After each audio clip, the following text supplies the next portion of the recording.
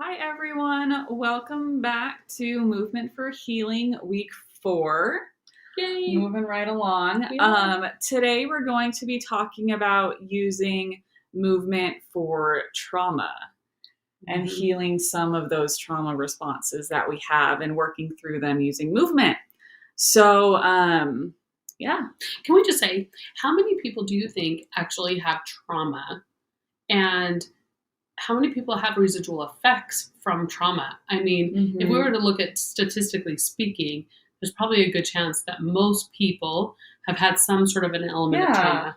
Well, I think most people can probably say they've gone through some kind of traumatic experience, whether in their adult life or in childhood. If you've been in a car crash, there could be a traumatic experience that you could be feeling some effects from. So, yeah, it doesn't have to be anything like, super huge, though, like a car crash. It can be like a bunch of little things that kind of add up and lead to you having some of these trauma feelings. So, like even that friend that said that's something that was really hurtful back when, and now I'm having residual effects from that pertaining to like some of my functioning in daily life moving forward. And we're not talking about PTSD. That's a different story here. And this could probably help with that as well.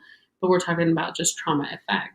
Yeah. Just your body's response to a traumatic experience or experiences. So this kind of leads into my next slide here. What is trauma? So trauma happens when we go through an experience that is overwhelming, scary, or harmful to us. And when we go through that experience, our body systems can sometimes get stuck in this like emergency mode, alarms going off. Our system is like danger, danger, danger. Even when the danger has passed, even after we've moved on from the friend saying that thing, or even after our body has healed from the car accident, our systems can sometimes still feel like there is danger, especially if they're put into a situation that feels similar to the original event. And the reason for that is because trauma leaves an imprint on our bodies, because our bodies are how we experience every single day of our lives. And so when it encounters a traumatic event, that trauma leaves an imprint on our body. And that imprint continues to show up as systems or complaints or issues that interfere with how we previously engaged in the world around us, because it kind of redirects your body path because your body was put into that threatening situation. I love this. Should we put a little plug in for a book? The book is The Body Keeps the Score. It kind of is like most trauma always stays imprinted upon our body, like Jody said, because it has a residual effect of things that we haven't really processed through, we haven't worked through. And this can even be done subconsciously to the point where you don't even recognize why you're feeling that threat and that danger because someone squishes a water bottle. Or because I spill milk and I have like a really big response from that that's outside of the range of normal. I like to tell my clients it kind of looks like this. Like we have this set line of like anything that happens in here. And if I have a normal response pattern, and normal means like within reason of the human population that we live amongst, that we react a certain way when this happens, and it's in this box. But anything really over here outside of the box that I'm responding to, such as spilt milk, instead of saying like, oh gosh darn it, spilt the milk. It's kind of frustrating. I'm kind of get pissed a little bit. I might even throw something. Like that could even be like within this range realm versus like maybe in like knocking everything off the counters or laying on the floor, punching a wall. I just spilled milk. Like that usually has some sort of something to do with trauma in there. And that's what I look like with my clients when I say, ooh, that's outside of our normal range of trauma response. And because it's over in this range where we're getting really a hyperactive or if I can say a hypo, because it's over here, like now I'm climbing into bed and I'm not getting out of bed, right? Then I know that this is a trauma reaction. Yeah, and I actually jumped ahead a little bit. So I actually I have a slide. So sorry, everyone. I did that. For the window of tolerance. So we'll definitely dive more into that. But I'm glad you brought that up because it's a little bit of like foreshadowing for just a couple of slides from now, but You need to Yeah. smack me. You need to be like, shut up, Brandy. too soon. No. Stop it. But so the body does keep the score. I love this. It's I love it. in the book title, and it's an excellent book. I would highly recommend it because it really helps to explain how trauma gets stuck in our Mhm. bodies. And it can result in physical tension, emotional blockages, where you either over respond emotionally to a situation or under respond, depending on what your trauma response is and what you've experienced. It can show up as defensive responses. So becoming super defensive about something, if you're having some kind of conflict with a friend or partner, and it calls up something that resonates with your traumatic experience, you can get super defensive.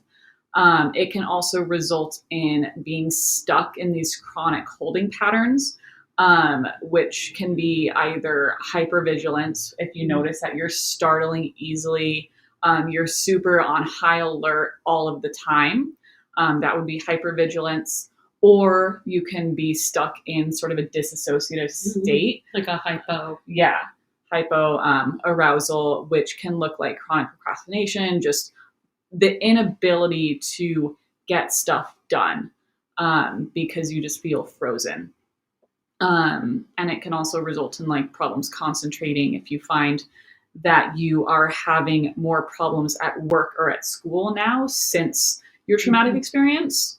Could be the result of the trauma being still stored in your body, and you haven't finished, your body hasn't successfully integrated it as a past experience. It's still reliving the experience in your day-to-day life. So I love this. And sometimes I like to do the 1, 2, 3, like the strike you're out kind of thing, where I go, okay, I might just be having a bad day today, right? And so let's take that into account where I'm outside of my window of tolerance, or I'm not really hitting what that normal response pattern would look like, and I kind of overreacted.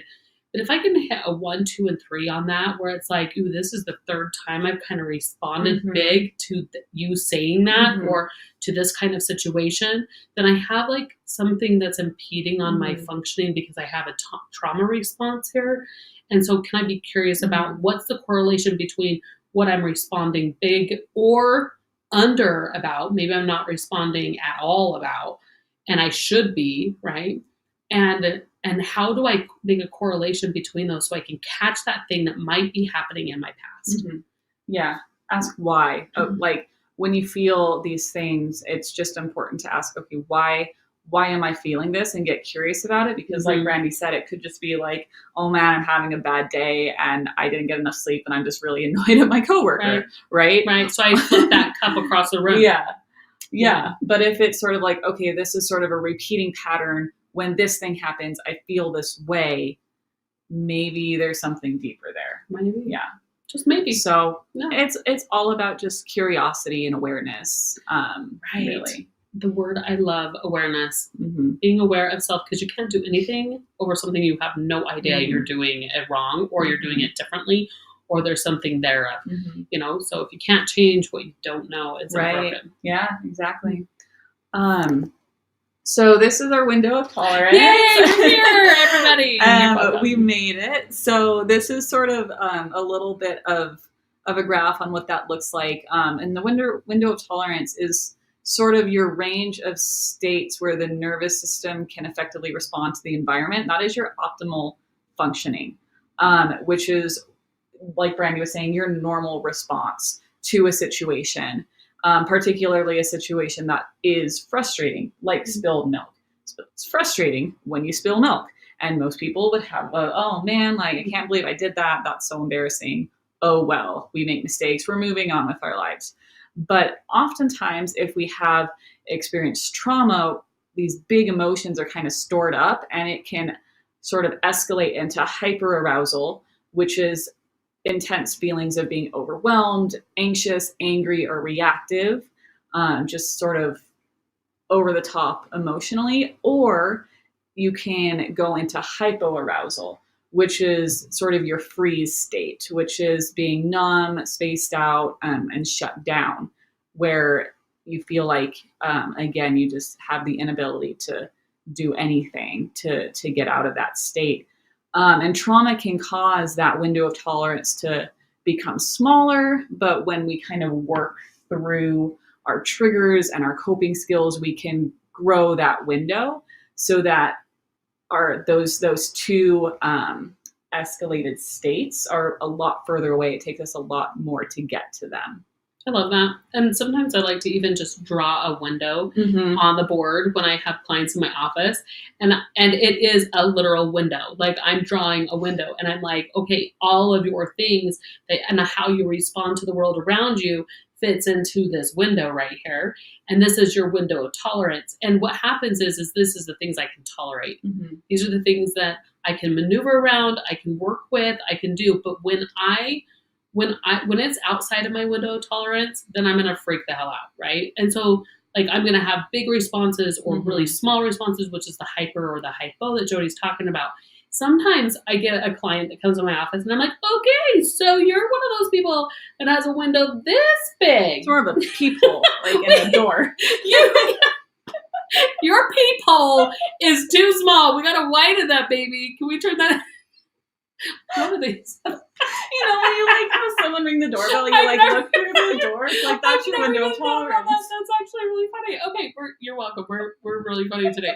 And that's so great. I mean, now I'm gonna have to use that in my office. Yeah. I'm like, so your peephole needs to get a little bigger. Careful you say that around though. Yeah, that's true. But it's really funny. So, and if that's the case, then how do we widen that level of tolerance, right? And there's all sorts of things. And if you feel like this is maybe you and you have a peephole of tolerance, I mean, you're welcome today, then maybe like reaching out and getting in with a therapist, working on some of those things. It comes up in those strangest ways sometimes, right? But that window of tolerance really needs to be broadened and bigger so we can tolerate more things in our life. When someone says something to you, we're not going to automatically react in a negative way that's going to ruin that relationship. Like all of a sudden now you're cut off, right?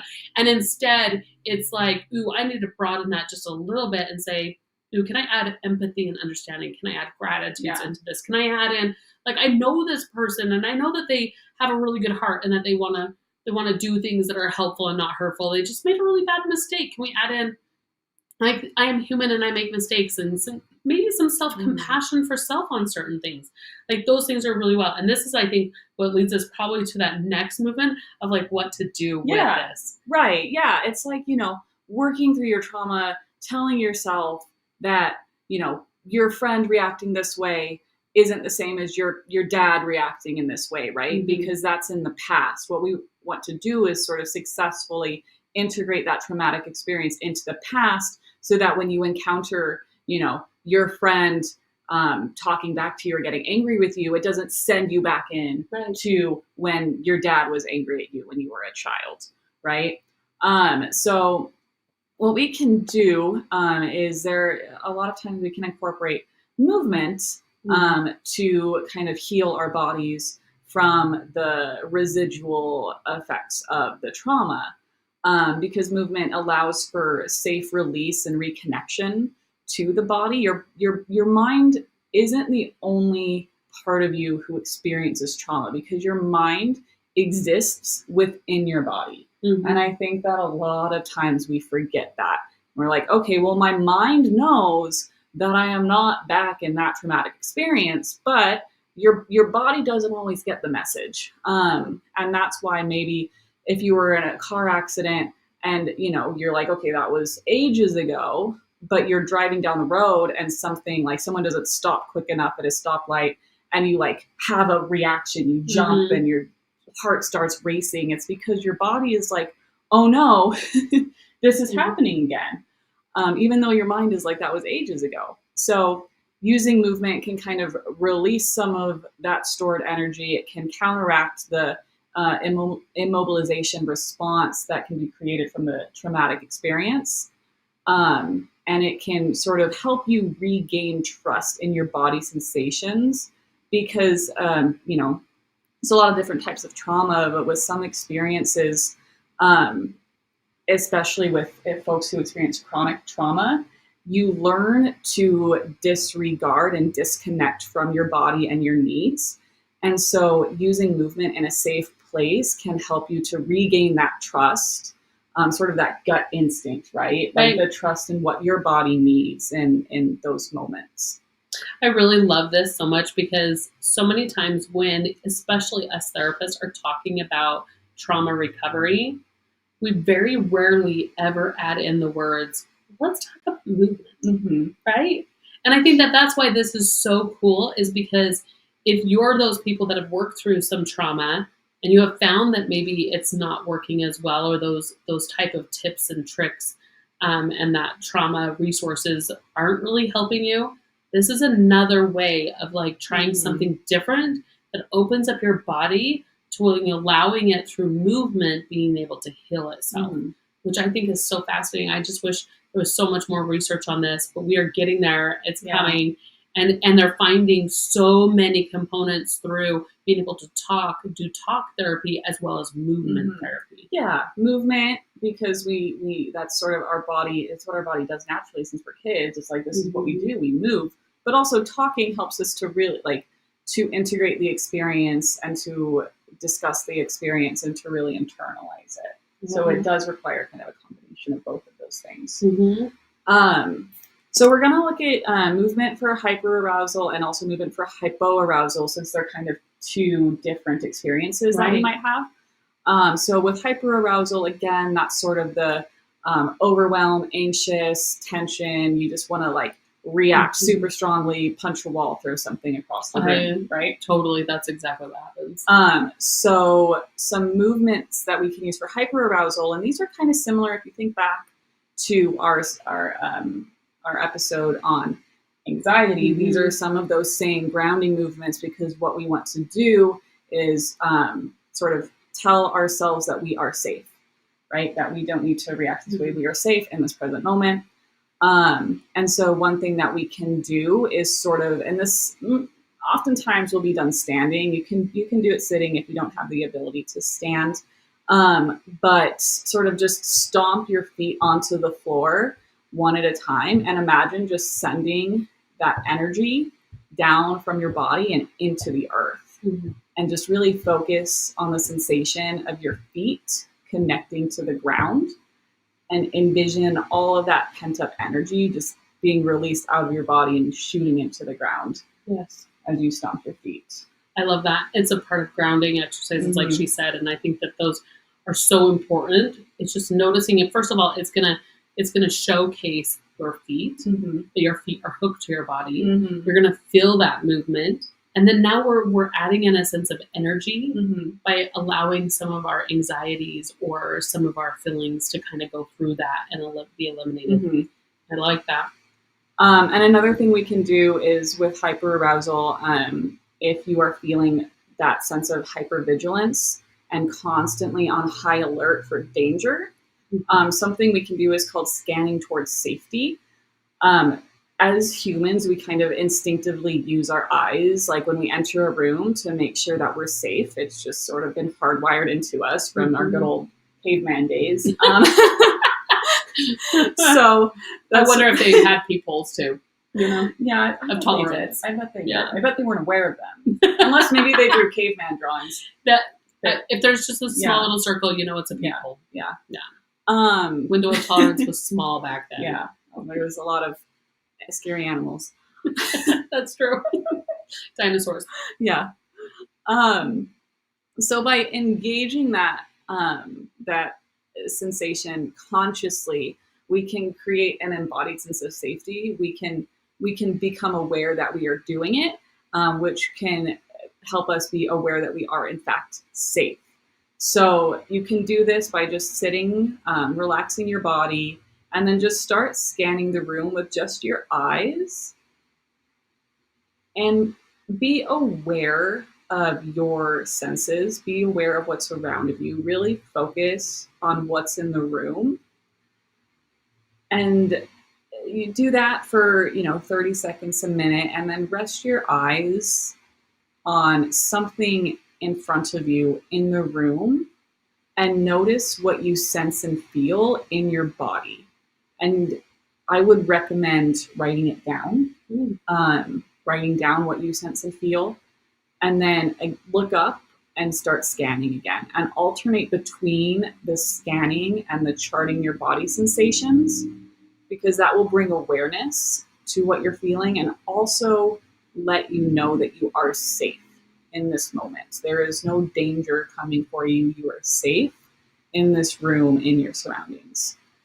So that's a good one to use if you're feeling super on high alert. I love this activity, and let me tell you why. Because sometimes when I work with trauma with people, I find that when they're replaying their story to me, their traumatic story, which we have to do so many times in order to process through it, to be able to like eliminate it or work through it.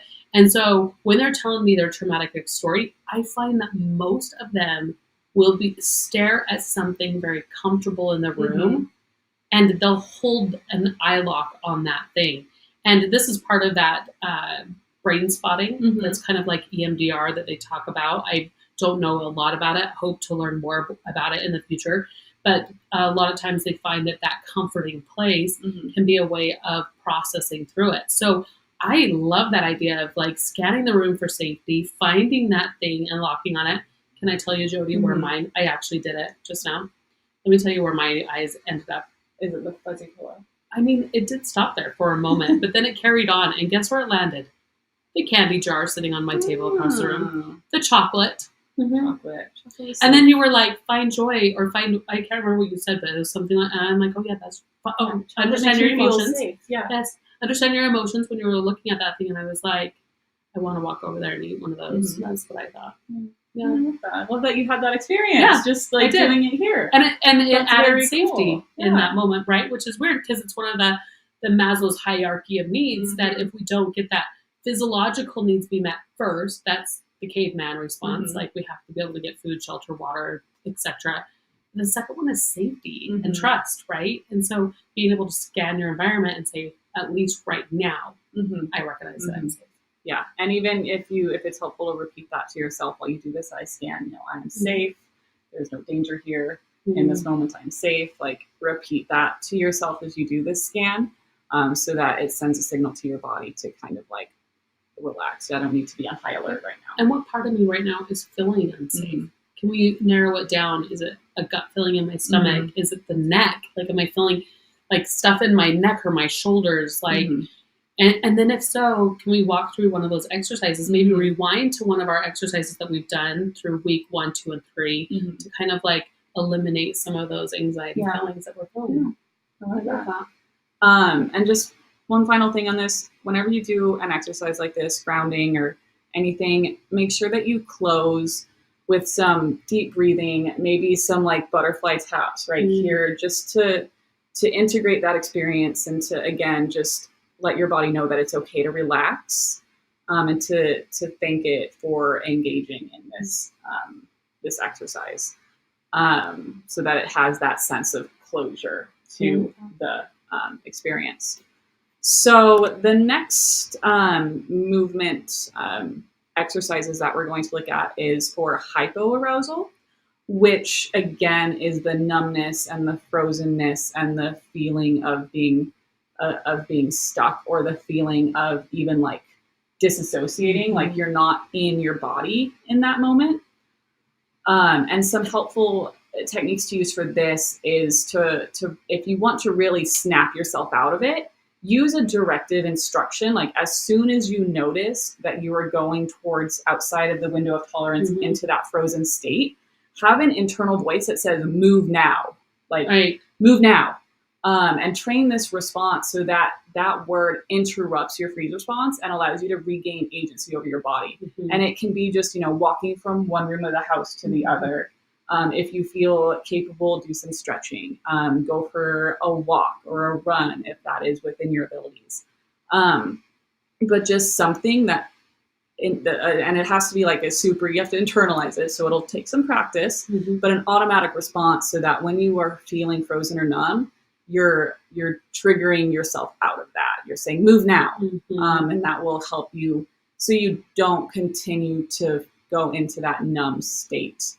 What I would recommend doing is writing move now on sticky notes. I was watching that on there and I'm like, that's genius. I love that. If you know there are spots in your house where you feel triggered, if you know that you are often triggered after talking on the phone, you can put a sticky note by your phone or on the back of your phone case that says "Move now," so that it trains your body to move when you are feeling triggered. And allowing it to win. Mm-hmm. You know what I mean? Like sometimes we can be like, okay, I know I'm supposed to be saying move now, but I don't want to say move now. And it's like, no, that's the point of it, is like, don't think about it. It's there to just do it. Yeah, exactly. Don't try to talk yourself out of it. Right. Because we do that. Yeah. Mm-hmm. Yeah. So make it, and that's why it's a directive. It's like a command, you know? You don't want to talk back against your supervisor or whatever, right? So it's a command to yourself that says "move now" to interrupt that. One thing that I really like to do is I like to notice that there's two parts of me. Mm-hmm. And if I can see that there's two parts of me, then I can sometimes be like, ooh, this part of me right here is not wanting me to move. It wants me to feel sorry for myself. It wants me to sit in my poop pie, is what I call it for my clients. They love that. The visual is awesome. Like I'm sitting in poop pie and doing snow angels in it. Gross. I know. Poop pies and peoples. I know. This is a good, especially for Thanksgiving. It's just right around the corner here. So we're going to talk about poop pie. And sometimes we sit in it, right? But if I can recognize that part of me that doesn't want to sit in it, I don't want to let that part of me take control over me. So then I have to use that other part of me to be like, I don't want you to be control over me. So I'm going to do this thing where I say, move now. And that's my part that's not allowing you to take control over me. Yeah.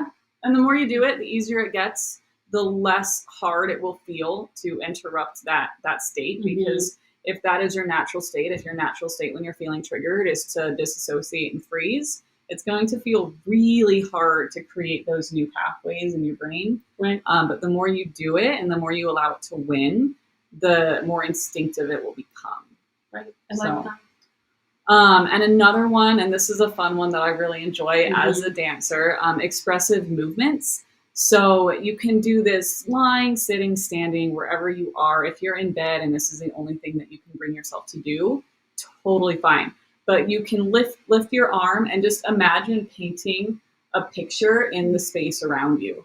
And it doesn't have to be anything fancy. If you're not an artist, that's okay. I'm not either. But just imagine painting big like brush strokes in the sky or in the space around you. Maybe imagine if you could give them a color, what color would you give it? Oh, I like that. And be directive. Like not just blue, but like maybe baby blue sparkles. Yeah. And unicorn. Glitter. Yeah. Maybe little unicorn glitters on it.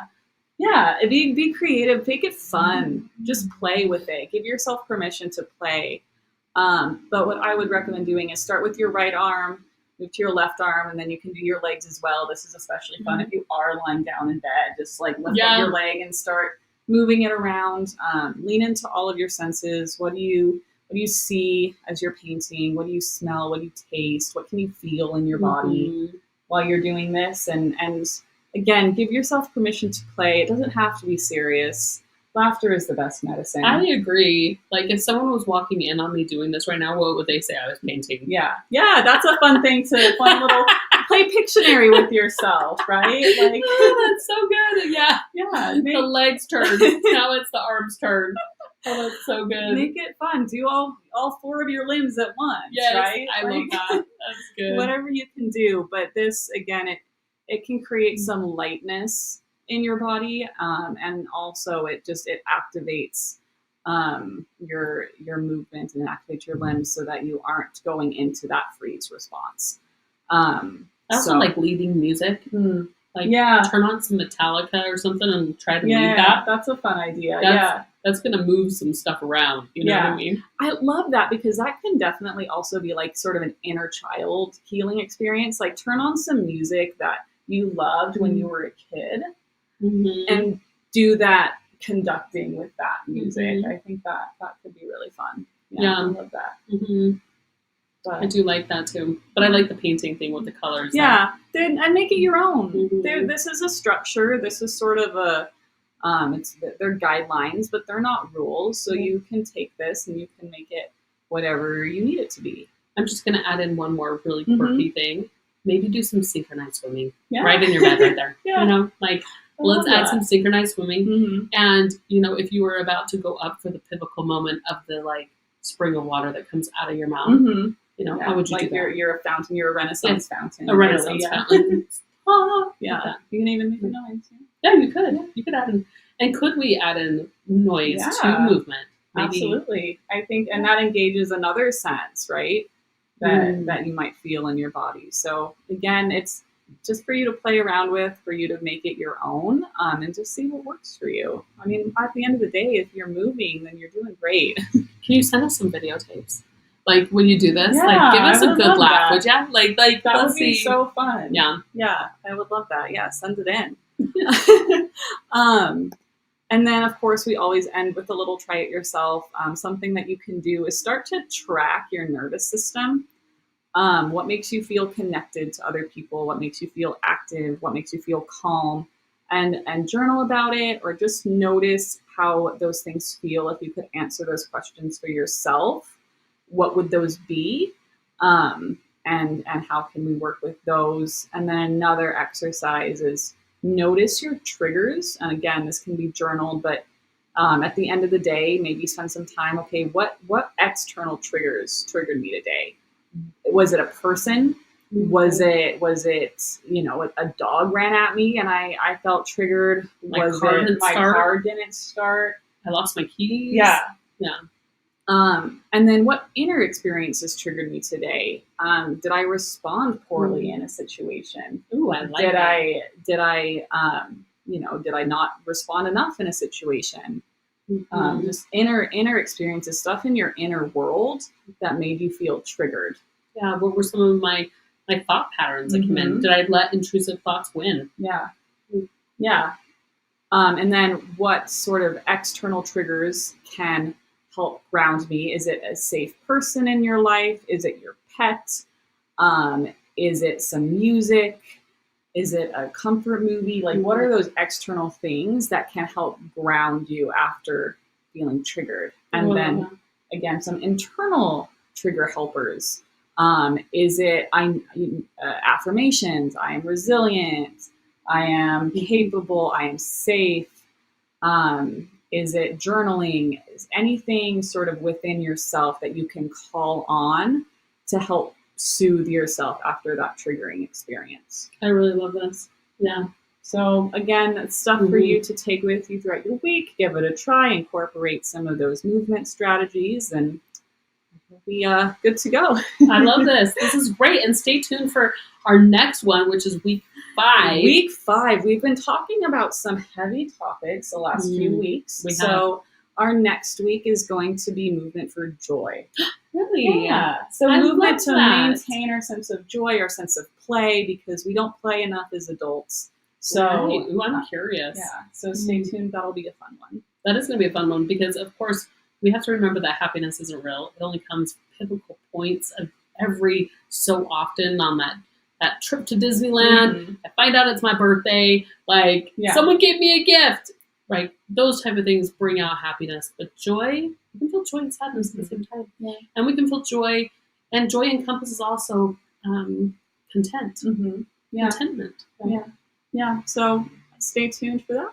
We'll have it up for you shortly. I love that. Okay. Thank you. Okay. See ya.